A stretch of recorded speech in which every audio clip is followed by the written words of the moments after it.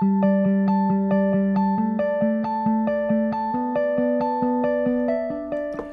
to the Servant Leadership Institute podcast. I'm here this morning with Art Barter, founder and CEO of the Servant Leadership Institute and owner and CEO of Datron World Communications. And we're here this morning recording at Datron. Art, good morning to you. Good morning, Carol. How you doing? Great to be here. Doing great. What is this, take number, I don't know, 3 or 4? We're having a good time here this morning, folks, with the podcast. So we're having a lot of laughs. So great to be with you. And it's just fun to spend some time doing some stuff for social media. It's fun. Yeah, absolutely. And we're going to be speaking this morning about a very special event that we have coming up next month. It's an event that's near and dear to our hearts, and it is our annual Servant Leadership Conference. This year, our theme is, take it away. Music of Servant Leaders. Yeah, the music of servant leadership. I'll share a little bit why we came up with that and what we're going to be doing. It's going to be a blast.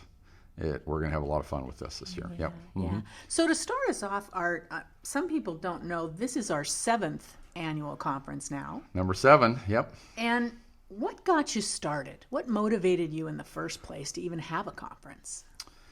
Well, a couple of things. I spent about a year running my own company and specializing in exporting. And believe it or not, I love to export products, love to build products, and I did seminars, and it was a lot of fun to do seminars. Now, they were small, but we had a lot of fun doing them. So when we got into Datron and we started the Servant Leadership Institute, the main reason that we started that was to share information with people. And we felt, what's the best way to share information with people? And to have an annual conference and bring people together, like-minded people together who want to make a difference in leading their companies and leading their families, leading themselves in their lives. And what started as a small, interesting group, we brought in some leaders, but after about the second or third year, it really turned into how do we bring the top-notch leaders and give the folks that follow the Servant Leadership Institute a chance to be with the top thought leaders in leadership. Now, Ken Blanchard has been with us since day one. He's been at every conference. Yeah. And we'll share a little bit about him in a minute. But it really is, how do we share these top leaders with other people? We've brought them into Datron. They've made an amazing difference with us. And now we ask them to come in and spend time with our attendees at the conference. And we've got story after story after story of how these leaders have impacted people. So talk to the normal folks at Datron. We're not the John Maxwell's, the Kens, or the Stephen Coveys, and we're not in that league, obviously. But we bring those type of people in to share their thoughts, but also expose themselves to people that may not get an opportunity to see them or meet them in person and talk to them. Yeah. Yep. So when you first started those conferences, what did you really expect at that time? Well, our first one, we were just hoping people would show up. So, the first one, we really didn't know what to expect. And it was held out on Harbor Island in San Diego in a small ballroom there that was, I think it was in the basement of one of the hotels on Harbor Island. Had some columns in the middle of the room and small, but I remember Ken that first year, and he got up and he started talking from his heart. And for me, it was like sitting around a campfire, listening to an elder spokesman in the leadership world. And I thought, you know what, this is what we really want to get out of these conferences, is having people come share their hearts and share their knowledge, their experiences with each other to help them get better. So it's kind of like a big small group. We had called small groups at Datron. Yeah. It's a big small group of a committee of servant leaders. I think that's a good description. Really good description. So you decided to go big, right? We did. Yeah. Yep. And what are some of your most significant memories with regard to that? Well, when Carol said go big,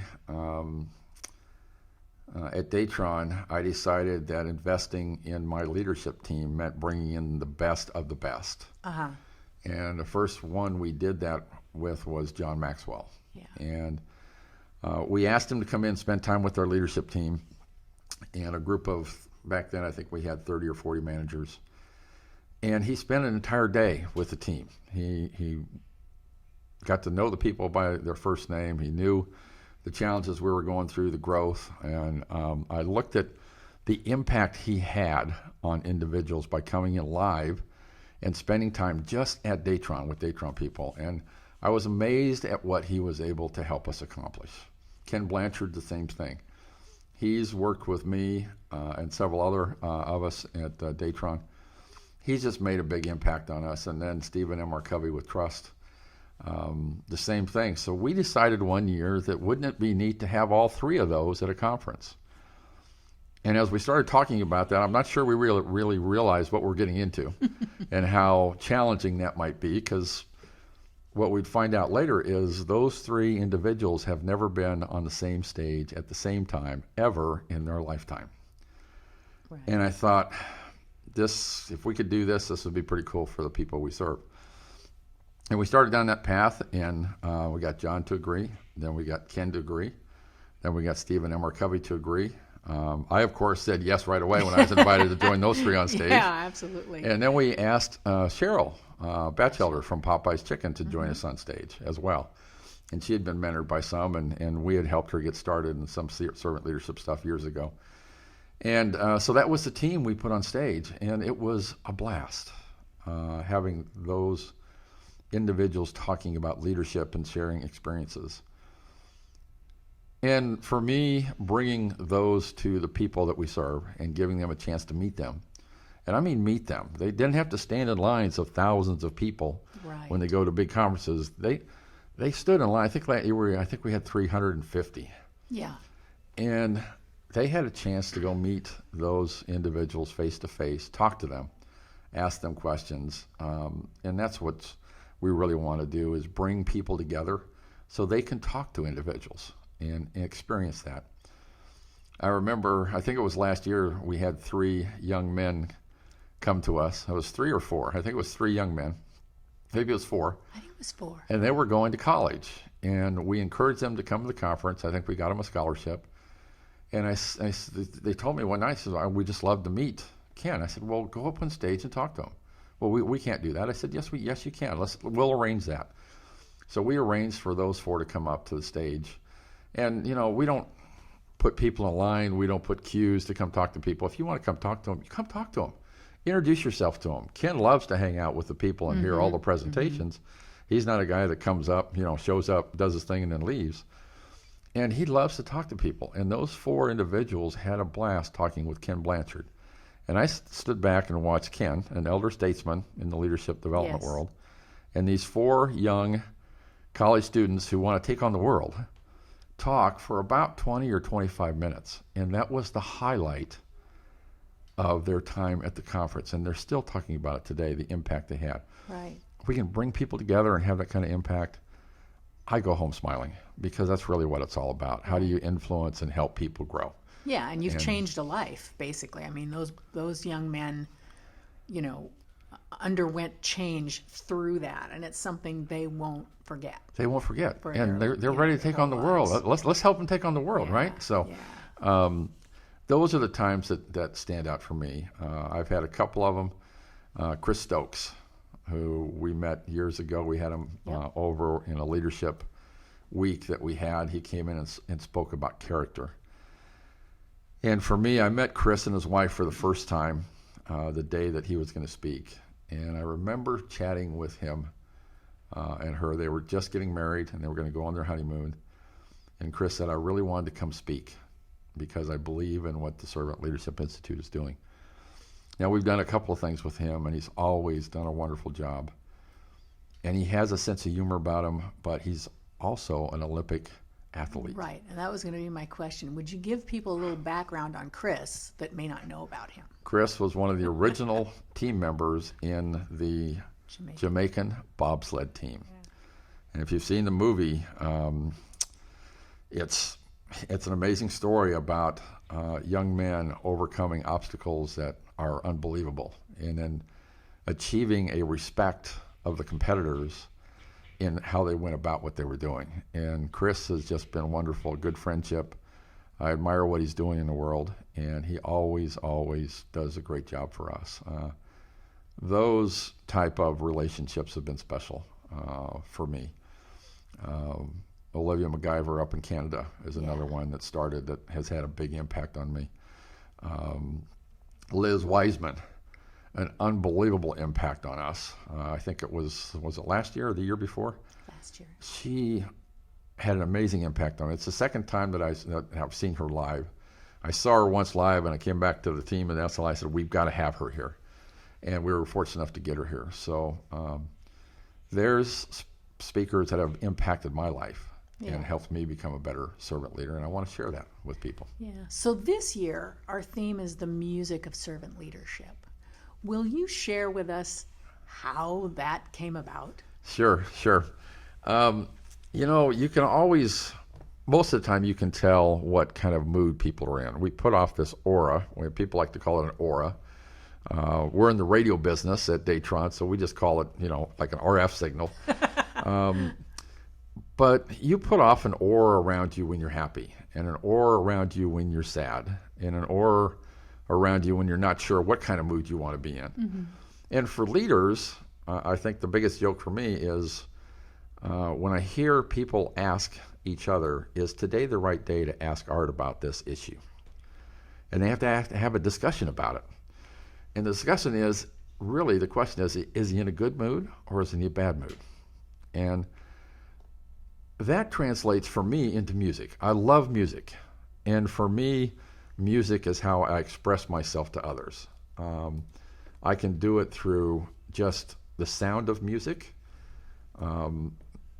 how it progresses, where it emphasizes, where it de-emphasizes. I can do it through words.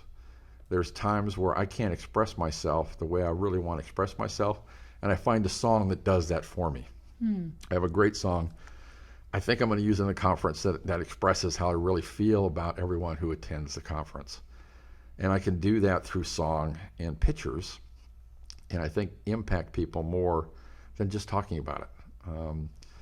So we all create music, and if you think an organization that performs well, they're creating beautiful music. And an organization that doesn't perform well, what kind of music are they performing?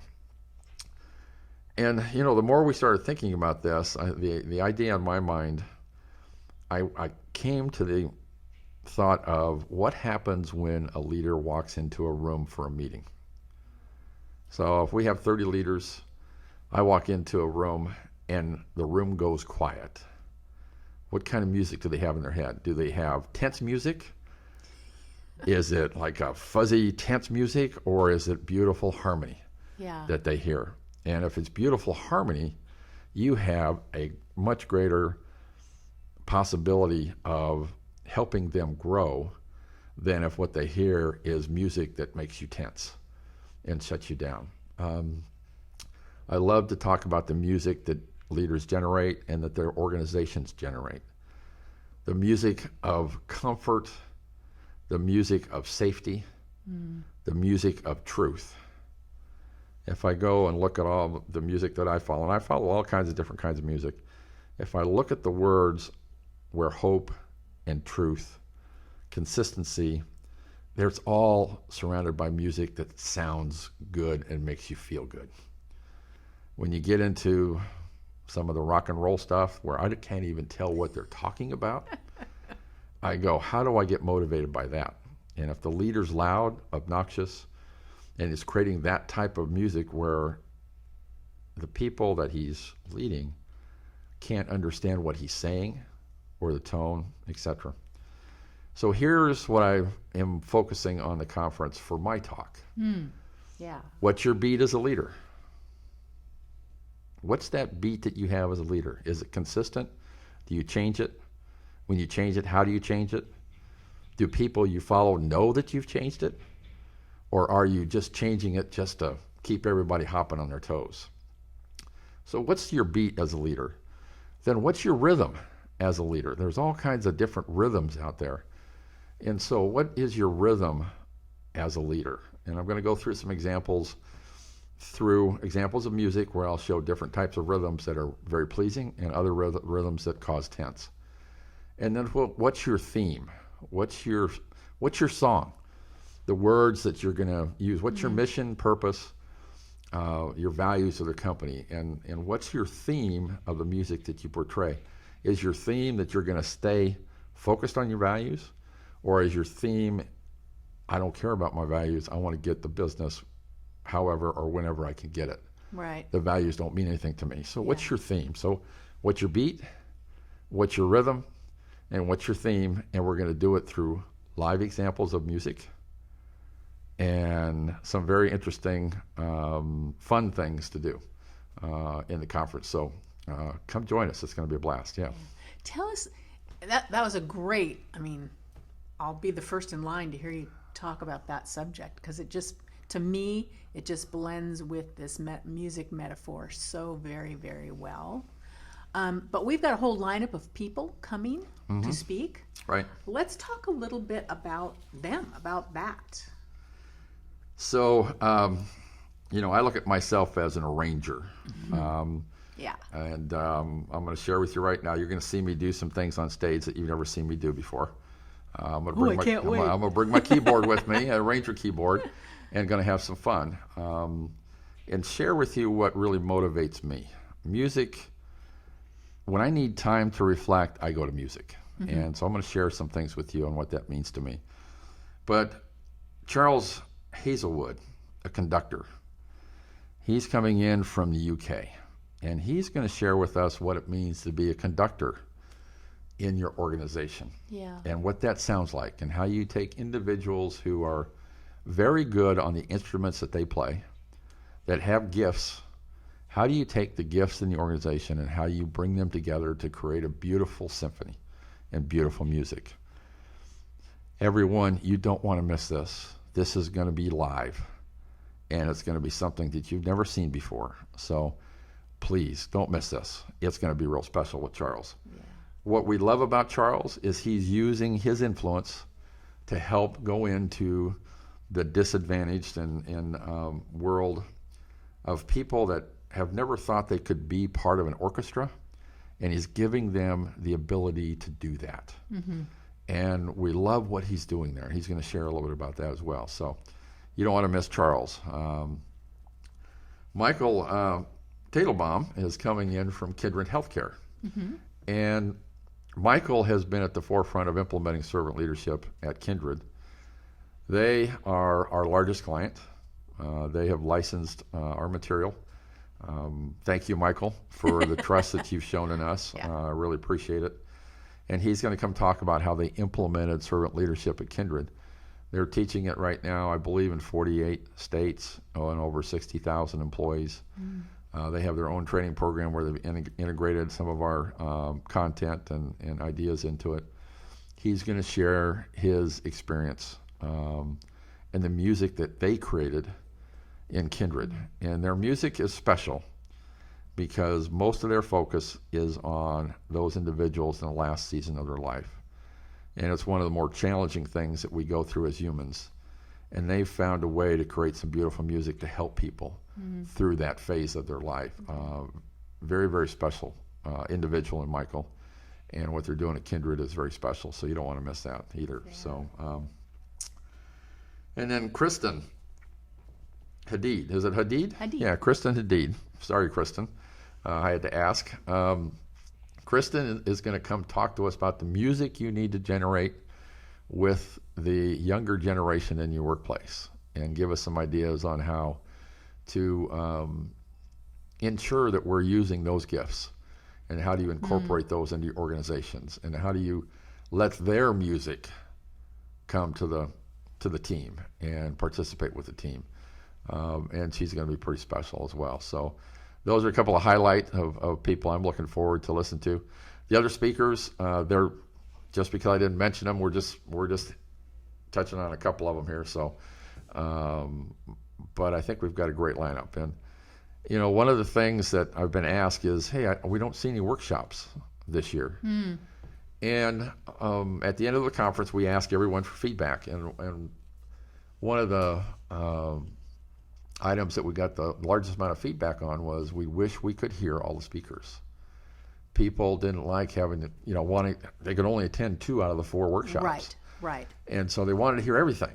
And so this year we decided to mix up the format and make sure that everybody heard all the speakers. And that's why we stuck with a day, a little over a day and a half of all speakers, so everybody can hear everything and kind of stay in the room. What's going to be special about this year is, if anyone out there that attended the conference out in Orlando, is we did something very, very special out there. Is we created living rooms within the meeting space.